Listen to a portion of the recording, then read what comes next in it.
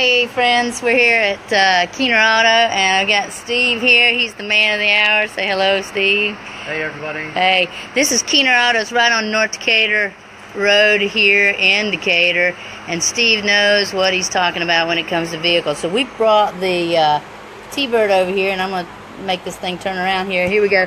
So he's got it up on the rack.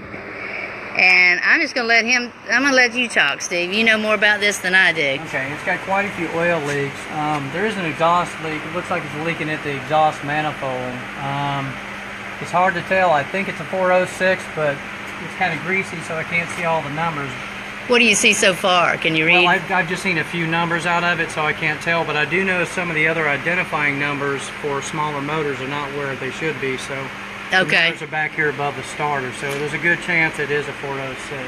Now, what's the difference in the 406 and the... 406 was a bigger motor they modified because they were trying to make something for NASCAR. So they took a 350 and beefed it up and made a 406. And then in the early to mid 60s, it became a favorite for a while. It's got a few issues. It's got a freeze plug rusting out over here on one side. Let me see if I can get that without losing my hat. There you go. It's got a freeze plug right here starting to rust out from corrosion. Okay. The exhaust manifold's leaking here and a little bit on the other side.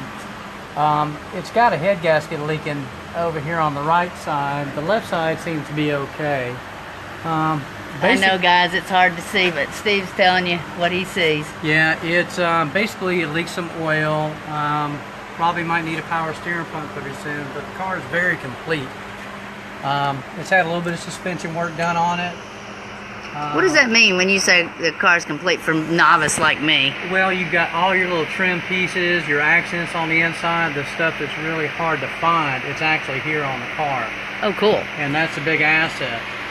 You don't have a lot of room for error when it comes to these things because the parts are so hard to come by. Right. It's been rust-proofed, and it looks like it was possibly rust-proofed from the very beginning. So early rust-proof. Yeah, which is why somebody probably has got such a really solid body on this thing, because we don't have anywhere that I can really see that you've got a lot of rust throughs. You can see where it's been scraped or something maybe scraped it and ripped this off, and you can see how good a shape this floorboard is. That's actually the floorboard there, so it's in good shape. It's still drum brakes, but it's all complete. Again, that's a big thing. Overall, not a bad car.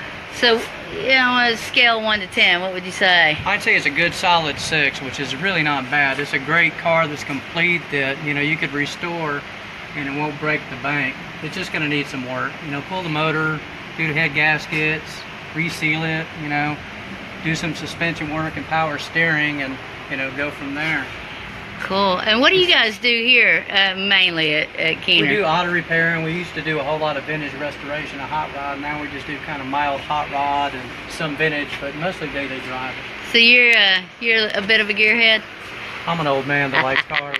Hey, careful now. You're in old company here. When I pulled up, Steve says, it's an old car, but we're just going to say sexy instead of old. So. That's right. All right, guys, if you got any questions, give Steve a call. What's the number here, Steve? 404-297-0902. And if you ever need any help, Steve's great with, I've brought him all kind of different cars over the years, and he's always done a great job and stands by his work. So, all right, Steve, thanks. Say goodbye to everybody. Bye.